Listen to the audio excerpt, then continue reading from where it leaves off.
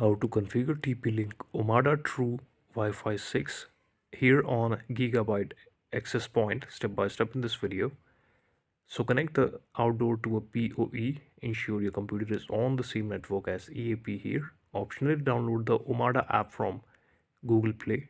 Find the default IP address using your router's DHCP client list or rules like advanced IP scanner. Standalone mode configuration. Connect to the EAP.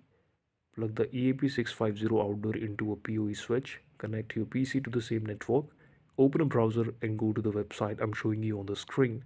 Then you have to log in with your username and the default password.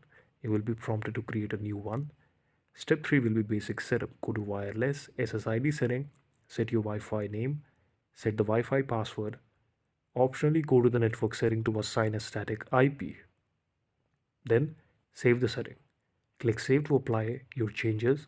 Then method 2 will be Omada Controller based setup. Option A, using Omada software controller. Step 1 will be download and install the Omada software controller from TP-Link's website.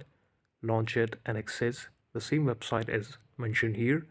Now follow the initial setup wizard. Then here we will come with option B, using Omada Cloud. Visit Omada tplinkcloud.com.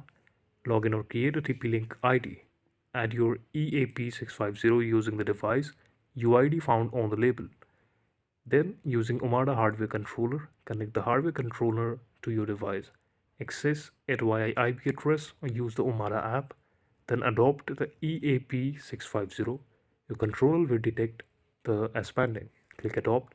Once adopted, configure your network SSID, schedule, guest access, etc. This is the video. Thank you so much for watching it.